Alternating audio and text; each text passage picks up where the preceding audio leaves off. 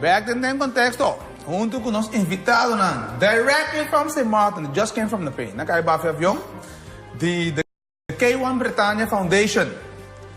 I start with the ladies. Mrs. Hakkens. Hi, good evening. And Mr. Alan Shat. Good evening. Goedenavond, welkom Bombini in the program in Konteksto. Thank you for having us. Nossa entrevista na inglês, mas que não compreende na papel holandês também, nós sentimos em inglês. Option St. Martin style. Yes. Before we dive into the purpose of your visit, could you tell us about the K1 Britannia Foundation? Yes. Well, K1 Britannia Foundation, we are a non-profit organization that was established on St. Martin in 2014. When we started off, our main goal was our volunteer program. And the idea with that was everybody sees problems in society, and it doesn't matter the amount of time that you have or your skills or expertise, you can be a part of that solution. And so the volunteer program, the idea was that persons can let us know their interests, and we would match them with other organizations on the island that worked in that field where they could contribute back into society. So if I understand that you were like a facilitator or a type of, I won't say broker because broker charges, but you're like a facilitator of needs and then the people that you have in your database to provide the needs of this organization. Correct. But why was K1 founded? The reason well, what we saw was that a lot of people saw these problems, but nobody really took action in how to solve them. And so our founder, Priya, she has been doing humanitarian and volunteer work for basically all her life. And so while she came to St. Martin, she saw that it was a hub and a place that people could connect to other Caribbean islands. And so she thought, let's see what can happen here. And then I was recruited as a volunteer. Okay. Yeah. But what kind of problems? I mean, anything. Give like an example. Yeah. Well, something that we focus greatly on is troubled youth. Okay. So we work closely with the Court of Guardianship and with the Family Guardianship, and we work with then the foster homes that house these kids, and we try to provide them with extracurricular opportunities, educational help. We put volunteers through training to become mentors for them as well. Okay. And how many members, volunteers? Approximately? Over the period since 2014 to now, we've had about 650 at least as one-time volunteers. Yeah. The name K1 Britannia. It's not a common name. So is there a story behind the name? Well, K1 Britannia, our name Britannia comes from a boat that is being replicated in the UK. So we have a sister charity there, Britannia Trust. Okay. And the idea with this boat is that it would be a flagship for charity. And so that's something that we hold true to. And we're also a maritime program, so we work with especially troubled youth in trying to get them skills, especially in the maritime field, so that they can have a second chance at life. Okay, and you operate in St. Martin or the other islands that close in St. Martin? We are established on St. Martin, but we have a history of helping out in other places. So in Nepal, in 2015, after the earthquake, we dispatched a group. After Hurricane Maria last year, a group went to Dominica as well.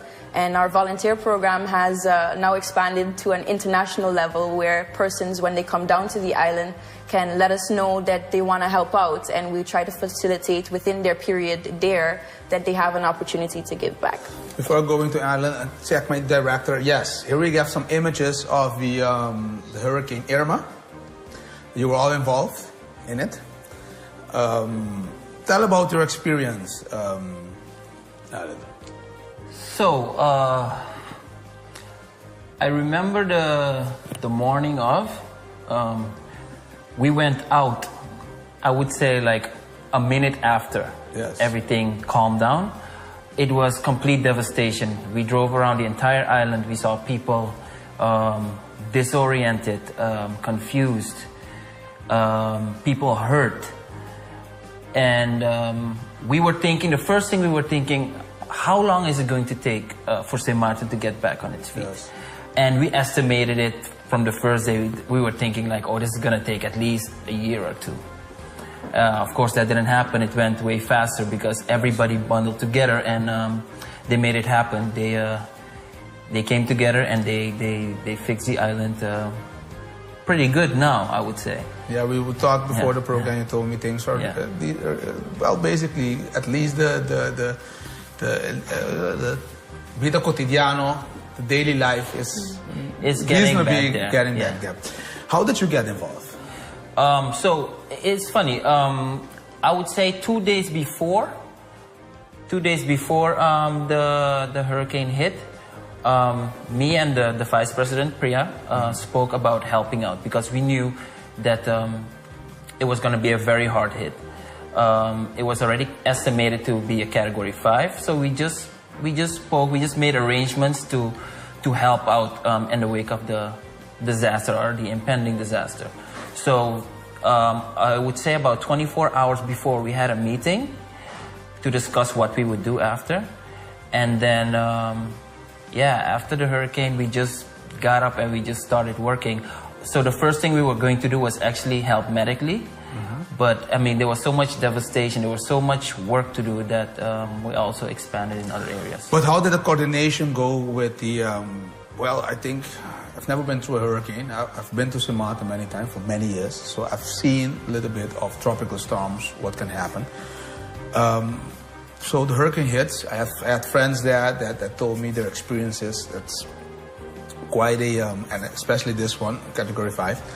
So in the morning you wake up, how did you coordinate with all the relief entities, authorities? I think everybody's like disorganized, looking for relatives, being where. How does it go in practice, basically? Well, how it went, disaster of that scale, you can't really prepare for it. I mean, you can prepare the best way you think you can, but then it hits and then you're still disoriented. So we didn't sleep that night. There was I don't know how many people slept that night, but the wind was howling. It was so loud. Things were flying around. Containers were flying. I mean, things were going airborne that you think would never go airborne. I saw walls, concrete walls fall down, complete piers disappear.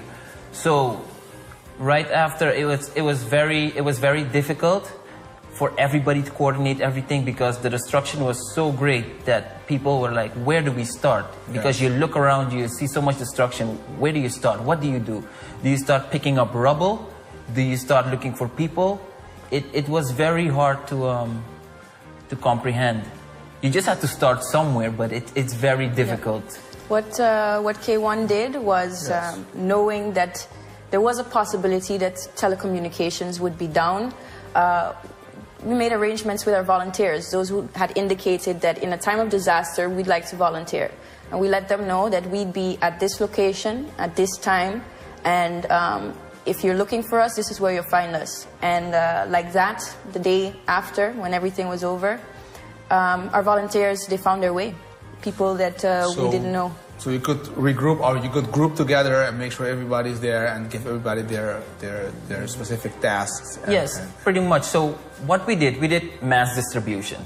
So mass distribution is basically, there were people who didn't have food, they were panicking. So we managed to secure some food items from a supermarket, and we distribute the food. So the radio, there was one radio up. They were telling people, if you want to volunteer, if you want to help out, you can join at this location, and you can help the K1 Britannia Foundation distribute food. So that was one way we were getting volunteers. And then we had our core group of volunteers that were with us every day. We're going to go to a break, and then we'll talk about your purpose of your visit here on the island. Please just back.